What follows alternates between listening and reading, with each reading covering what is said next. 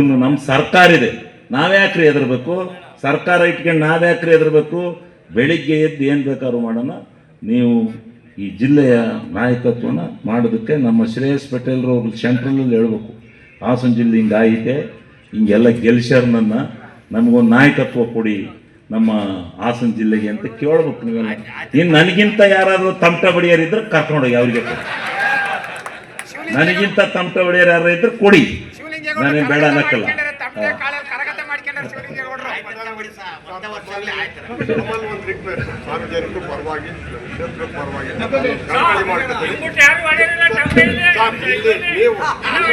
ನನಗಿಂತ ತಮಟೆ ಹೊಡೆಯುವ ಶಾಸಕ ಇದ್ರೆ ಅವರ ಪರ ಹೇಳಿ, ಇಲ್ಲವೇ ನನ್ನನ್ನೇ ಮಂತ್ರಿ ಮಾಡುವಂತೆ ವರಿಷ್ಠರ ಬಳಿ ನನ್ನ ಪರ ಮಾತನಾಡಿ, ನಾನು ಗೂಟಾದ ಕಾರಿನಲ್ಲಿ ಬಂದ್ರೆ ಹೇಗಿರುತ್ತೆ ಅಂತ ನೋಡಿ, ನನಗೆ ಅಧಿಕಾರ ಕೊಟ್ರೆ ಯಾಕೆ ಪಕ್ಷ ಸಂಘಟನೆ ಆಗಲ್ಲ, ನೀವೆಲ್ಲ ಈ ಬಗ್ಗೆ ಮಾತನಾಡಿ ಎಂದು ಮಾಜಿ ಶಾಸಕರಾದ ಎಂಎ ಗೋಪಾಲಸ್ವಾಮಿ ಮತ್ತು ಸಿಎಸ್ ಪುಟ್ಟೇಗೌಡ ಅವರನ್ನ ಆಗ್ರಹಿಸಿದ್ದಲ್ಲದೆ, ನನ್ನನ್ನು ಸೋಲಿಸುವುದಕ್ಕೆ ದೇವೇಗೌಡರು ವೀಲ್ಚೇರ್ನಲ್ಲಿ ಹಳ್ಳಿಗೆ ಹೋಗಿ ಸೋಲಿಸಿ ಎಂದು ಹೇಳಿದ್ರು, ಆದರೂ ಜನರು ಸೋಲಿಸಿದ್ರಾ ಎಂದು ದೇವೇಗೌಡರ ಭಾಷಣದ ಶೈಲಿಯನ್ನ ಅಣಕಿಸಿದ್ದಲ್ಲದೆ, ಕೈಮಸ್ಕಿನ ವ್ಯವಹಾರವನ್ನೆಲ್ಲ ಬಿಟ್ಟು ಎಲ್ಲರೂ ಒಗ್ಗಟ್ಟಿನಿಂದ ಪಕ್ಷ ಸಂಘಟನೆ ಮಾಡಬೇಕು, ನಾನು ಗೂಟಾದ ಕಾರಲ್ಲಿ ಬಂದ್ರೆ ಜಿಲ್ಲೆಯಲ್ಲಿ ಪಕ್ಷದ ಸಂಘಟನೆ ಹೇಗಿರುತ್ತೆ ಅಂತ ನೋಡಿ, ಜಿಲ್ಲೆಯಲ್ಲಿ ಪಕ್ಷದಿಂದ ನಾನೊಬ್ಬನೇ ಗೆದ್ದಿರುವುದು ಎಂದು ಚನ್ನರಾಯಪಟ್ಟಣದ ಖಾಸಗಿ ಸಮುದಾಯ ಭವನದಲ್ಲಿ ಕಾಂಗ್ರೆಸ್ ಪಕ್ಷದ ಸ್ವಾಭಿಮಾನಿ ಸಮಾವೇಶದ ಹಿನ್ನೆಲೆಯಲ್ಲಿ ನಡೆದ ಪೂರ್ವಭಾವಿ ಸಭೆಯಲ್ಲಿ ಶಾಸಕ ಶಿವಲಿಂಗೇಗೌಡ ಅಬ್ಬರಿಸಿದರು.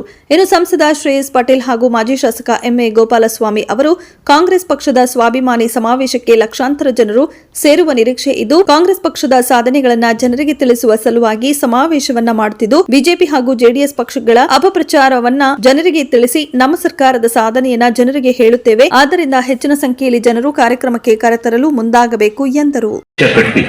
ಈ ಸಮಾವೇಶ ಇಂಥವೆಲ್ಲ ಸಾವಿರಾರು ಮಾಡೋಣ, ಏನ್ ಬೇಕಾದ್ರೂ ಈ ಜಿಲ್ಲೆನಲ್ಲಿ ತರೋಣ. ಯಾವ ಇದನ್ನು ನಮ್ಮ ಸರ್ಕಾರ ಇದೆ, ನಾವ್ಯಾಕ್ರಿ ಹೆದರ್ಬೇಕು? ಸರ್ಕಾರ ಇಟ್ಕೊಂಡು ನಾವ್ಯಾಕ್ರಿ ಹೆದರ್ಬೇಕು? ಬೆಳಿಗ್ಗೆ ಎದ್ದು ಏನು ಬೇಕಾದ್ರೂ ಮಾಡೋಣ.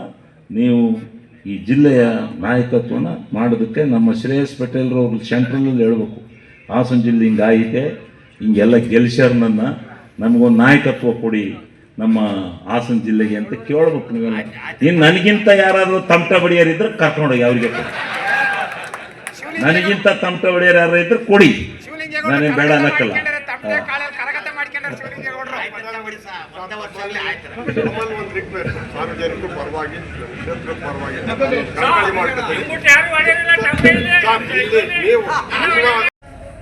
ಈಗೇನು ಮಾಡಿದ್ರು?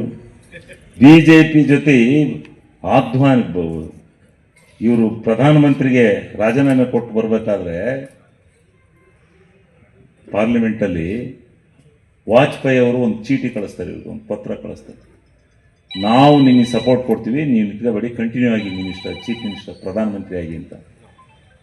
ಆದರೆ ಇವ್ರು ಏನು ಹೇಳ್ತಾರೆ ಅಲ್ಲಿ, ನಾನು ಮತ್ತೆ ಧೂಳಿನಿಂದ ಎದ್ದು ಬರ್ತೀನಿ ಹೊರತು ಬಿಜೆಪಿಯವರ ಜಾತಿ ಪಕ್ಷದ ಸಹಕಾರವನ್ನು ತಗೊಂಡು ನಾನು ಮತ್ತೆ ಪ್ರಧಾನಮಂತ್ರಿಯಾಗಿ ಮುಂದುವರಿಲಾರೆ ಅಂತ ಹೇಳ್ತಾರೆ. ಅಂತಾರೆ ಯಾಕೆ?